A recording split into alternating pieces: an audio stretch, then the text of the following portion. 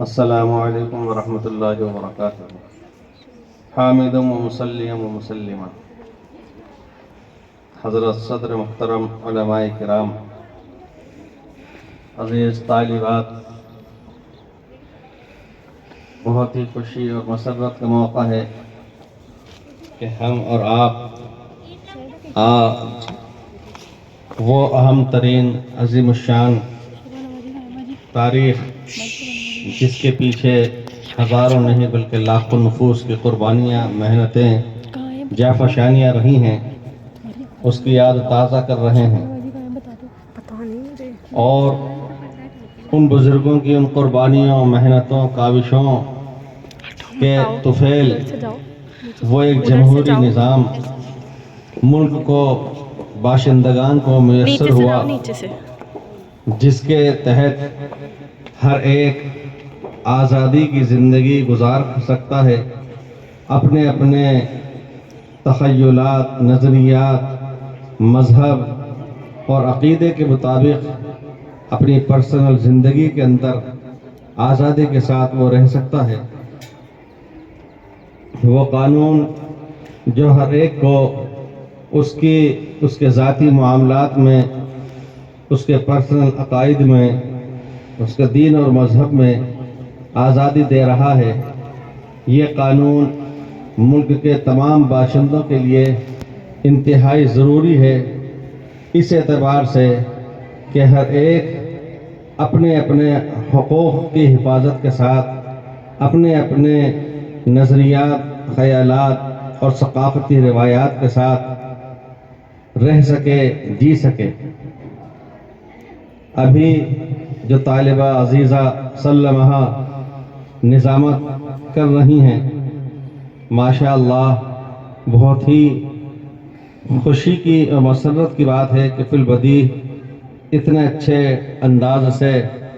وہ پروگرام چلا رہی ہیں، نظامت کر رہی ہیں۔ اس سے پہلے بھی بارہا طالبات کی تقاریر، خطابات سننے کے مواقع میسر ہوتے رہے ہیں۔ ہر موضوع پر ماشاء اللہ ان کی صلاحیت، ان کی بیداری، ان کی بیدار مغزی وہ جلوہ گر ہوا کرتی ہے، نمودار ہوا کرتی ہے۔ بہت سی خابدہ صلاحیتیں ہوتی ہیں جن کا احساس اور ادراک نہیں ہو پاتا، لیکن بروقت ضرورت بعض دفعہ اچانک اس کا احساس ہوتا ہے کہ ہاں اس کے اندر فلاں صلاحیت بھی ہے۔ اسی اعتبار سے وہ طالبات، وہ بچیاں جو دینی تعلیم سے شہر جے پور کے اندر محروم تھیں، اور زیادہ سے زیادہ اگر ہو سکتا تھا تو یہ تھا کہ وہ ناظرہ قرآن کریم پڑھ لیا کرتی تھیں، اور بے شک وہی بہت بڑی نعمت عظمیٰ، دولت عظیمہ ہے، لیکن باضابطہ، باقاعدہ، منظم اور مرتب انداز میں پورا نصاب، پورا کورس ایک نظام کے تحت ایسا کوئی شہر جے پور کے اندر ادارہ یا مدرسہ یا درسگاہ نہیں تھی، لیکن الحمدللہ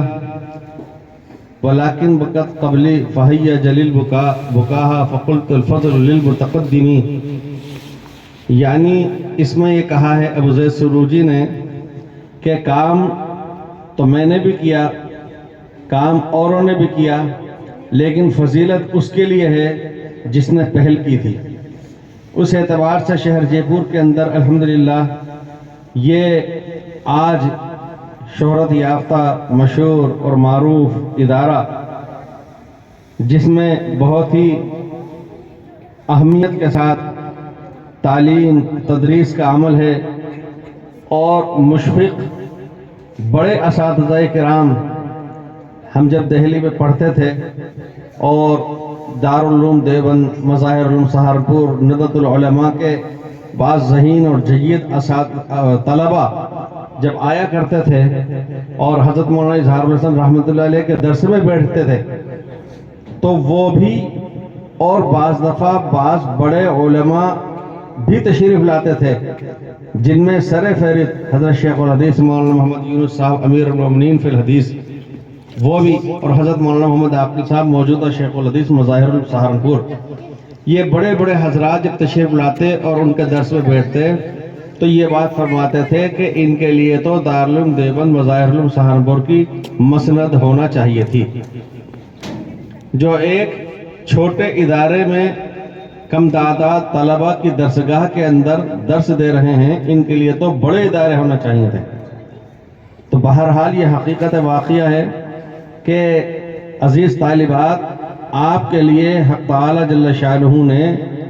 نظامت یعنی تعلیمات کے اعتبار سے بھی، تدریس کے اعتبار سے بھی الحمدللہ وہ اساتذہ، مشفق اساتذہ، تجربہ کار اساتذہ، تقوی طہارت والے اساتذہ، صحیح نہج پہ اکابر اور سلف کے طرز پر چلنے والے اساتذہ میسر فرما دیے. یہ آپ کے لیے خوش نصیبی اور نیک بختی کی بات ہے. اب اسی کے ساتھ ساتھ یہ ہے کہ جہاں آپ ماشاءاللہ بہت ہی بہتر سمری ہوئی تہذیب اور شائستگی کے ساتھ آراستہ اور پیراستہ ہیں، اور الحمدللہ کہ شہر کے اندر مختلف مجالس میں متعدد مرتبہ بہت سے حضرات سے یہ بات سنی جا چکی ہے، تذکرے میں آ چکی ہے کہ یہاں کی طالبات میں سلیقہ اور شعار ہے، اچھی پہچان بنا رکھی ہے. ادارہ آپ سے روشن ہے ادارے کا نام، اور ادارے سے آپ روشن ہیں. تعلیم پر جم کر کے خوب محنت کیجیے. حالانکہ میں جانتا ہوں چونکہ امتحانات کے کئی مرتبہ موقع ہوئے اور پرچے اور کاپی چیک کرنے کی بھی نوبت آئی، تو مجھے اس بات کی بھی بہت خوشی ہے کہ بلا شک شبہ یہ بات کہی جا سکتی ہے کہ ان پرچوں سے لگتا ہے کہ تدریس کس معیار کی ہو رہی ہے. رکو اس لیے کہ تدریس جس معیار کی ہو رہی ہے اس کی جھلک امتحان کی کاپیوں پر سوالات کے جوابات میں نظر آتی ہے. کچھ لوگوں کا ایسا تخیل ہے اور میرا خیال ہے کہ ان کے ذہنوں کی یہ اپج ہے، واہمہ ہے، جو یہ سمجھ بیٹھتے ہیں کہ لڑکیوں کی تعلیم لڑکوں سے کمزور ہوتی ہے. طالبات کے بنات کے ادارے علمی اعتبار سے لڑکوں کے اداروں کے معیار کے نہیں ہوا کرتے، لیکن الحمدللہ کہ اس جامعہ عالیہ کی ان بنات نے، ان صاحبزادیوں نے اور ان کھلتے ہوئے پھولوں نے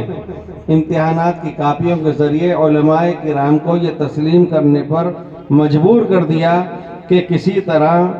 بڑے ادارے جو لڑکوں کے لیے ہیں، جس میں طلبہ اقامے میں رہ کر، دارالاقامہ میں ہاسٹل میں رہ کر کے 24 گھنٹے کی زندگی میں ہیں، ان سے وہ کمتر نہیں ہیں. یہ آپ کے لیے بہت ہی اچھا وسیلہ ہے، بہت ہی اچھا ذریعہ ہے. ساتھ ہی میں اس پر ضرور توجہ دلانا چاہوں گا کہ جہاں آپ 5-6 گھنٹے درسگاہ میں اپنی معلمات اور معلمین اور ناظم اعلیٰ کی سرپرستی کے اندر بندشوں میں رہ کر اور ضابطوں میں رہ کر جس طرح مصروف تعلیم ہیں، آپ اپنی گھر کی زندگی کے اندر بھی وہاں پر بھی تعلیم میں، مطالعے میں، لکھنے میں، پڑھنے میں مشغول رہیے. انشاءاللہ آپ کی تعلیمی صلاحیت کو جھلک بخشی جائے گی اور آپ کے لیے یہ بہت خوش آئند رہے گا. اسی کے ساتھ ساتھ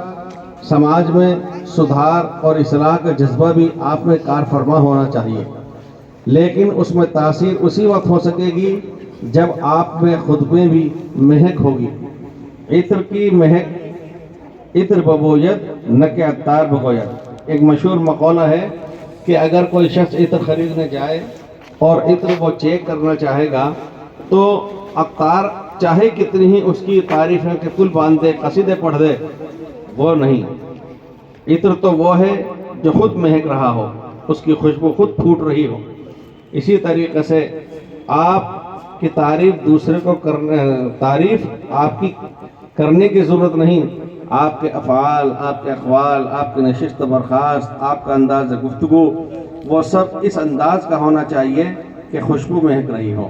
اللہ تعالیٰ شانوں کے ذات والے صفات سے امید ہے کہ پاک پروردگار آپ سب کو علم نافع، عمل صالح عطا فرمائے، ادارے کو دن دونی رات چوگنی ترقیات عطا فرمائے.